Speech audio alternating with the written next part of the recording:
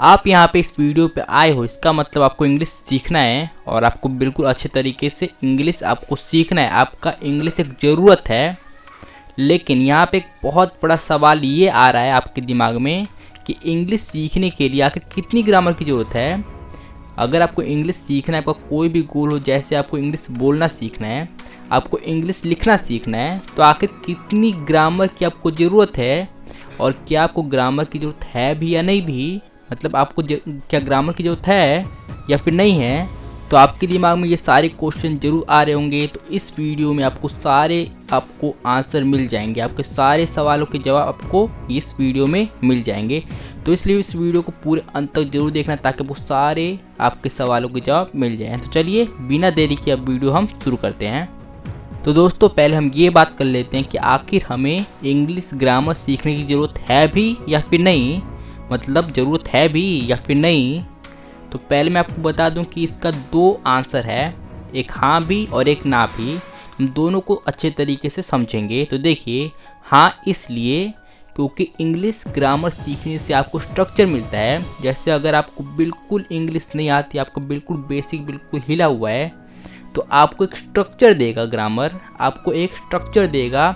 जैसे कि कोई भी इमारत है तो उसे सही से बनने के लिए एक स्ट्रक्चर चाहिए, उस पर सीमेंट डाल के वो सब करके बीम बना के उसे स्ट्रक्चर दिया जाता है। अगर ऐसे ही वहाँ पे सारे के सारे हम ईंट भर दिया जाए, ईंट से पूरा वो जगह भर दिया जाए, तो क्या वो एक मकान हुआ? नहीं हुआ, वो तो सिर्फ ईंटें हुए। वैसे आपकी वो वोकैबुलरीज हो गई, मतलब जो भी इंग्लिश के वर्ड्स हैं वो सब बस भरे हुए हैं। वो एक अच्छा घर नहीं है। और उस घर को बनाने के लिए आपको चाहिए एक स्ट्रक्चर, एक बीम चाहिए, और वो बीम होगी आपकी ग्रामर, जो कि उन सभी वर्ड्स, उन सभी वोकैबुलरीज को एक जगह लगाएं। तो इसका मैंने आपको एक और जवाब दिया था कि ना, मतलब आपको इंग्लिश ग्रामर की ज़रूरत नहीं है इंग्लिश बोलने के लिए।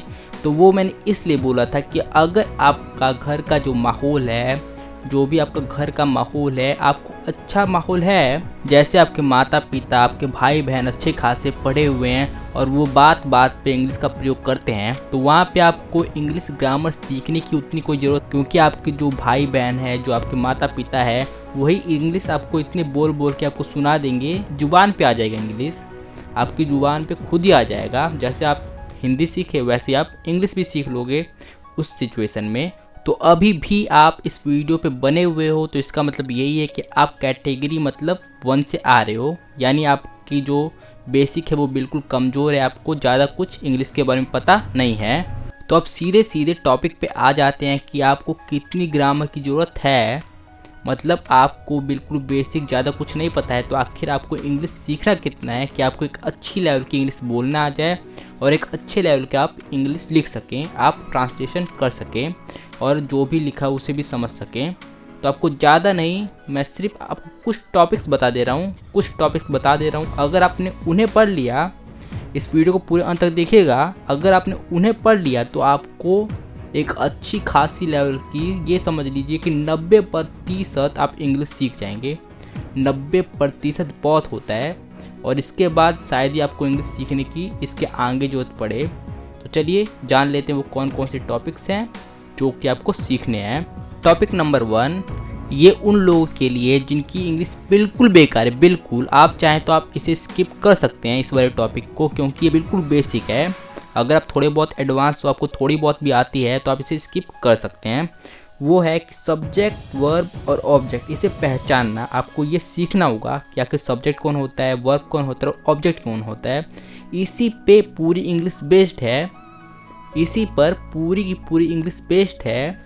मतलब इसके अलावा अगर आपको ये नहीं आता तो बिल्कुल इंग्लिश एक वर्ड भी नहीं बोल पाएंगे। तो इसीलिए आपको ये तो सीखना बिल्कुल बहुत ज़्यादा ज़रूरी है, और अगर आपको आता है तो आप आसानी से इसे स्किप कर सकते हैं। तो चलिए अब हम बढ़ते हैं दूसरे टॉपिक की तरफ। तो दूसरा टॉपिक है टेंसेस। अगर आप इंग्लिश सीखना चाहते हैं तो आपको टेंसेस तो सीखने ही पड़ेंगे। टेंसेस को इंग्लिश का जड़ भी माना जाता है। जिसे टेंसेस आ गया वो बहुत सारी इंग्लिश सीख चुका है, वो कम से कम 40% इंग्लिश सीख चुका है। टेंसेस बहुत ज़्यादा इंपॉर्टेंट्स हैं, और टेंसेस का आप बहुत ज़्यादा प्रयोग करोगे अपने डे टू डे लाइफ में। आप इंग्लिश लिखोगे, इंग्लिश बोलोगे, वहाँ पे आप टेंसेस का प्रयोग करोगे ही करोगे। और टेंसेस को मिला के मॉडल्स भी आप सीखोगे तो वो, अगर आप टेंसेस नहीं सीख पाए तो मॉडल्स भी आप नहीं कर पाओगे। आपको मॉडल्स बहुत ज़्यादा हैवी लगेगा, पर अगर आप टेंसेस सीख गए तो मॉडल्स भी सीख जाओगे, ज़्यादा कोई मुश्किल नहीं आएगी।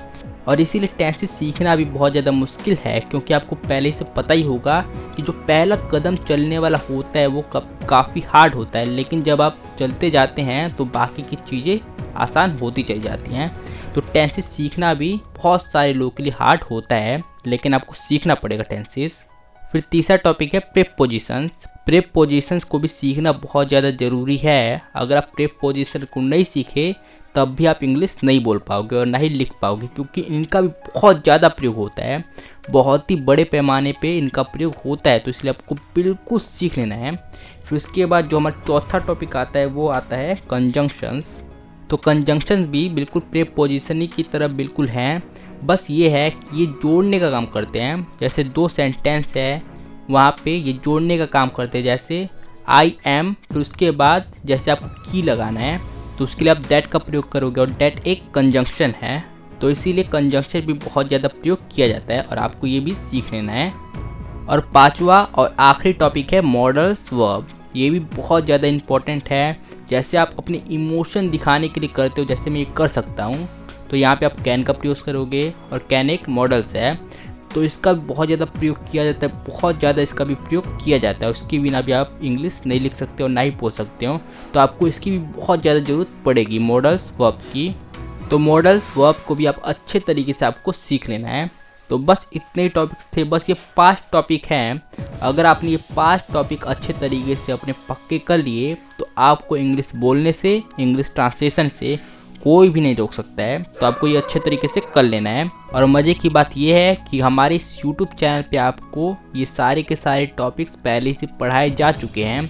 अगर आप इन टॉपिक्स को हमारे YouTube चैनल पे आके देखना चाहेंगे, प्लेलिस्ट में मैंने आपको सारे टॉपिक्स स्टेप बाय स्टेप पढ़ा दिए हैं, तो आप आसानी से वहाँ पे जाके सीख सकते हैं। तो अगर आपको वीडियो पसंद आई है तो इस वीडियो को लाइक कर दीजिए, और अगर आपको इस वीडियो से इन्फॉर्मेशन मिली है तो इस वीडियो को सब्सक्राइब भी कर देना। तो हमारी इस वीडियो को पूरी देखने के लिए धन्यवाद।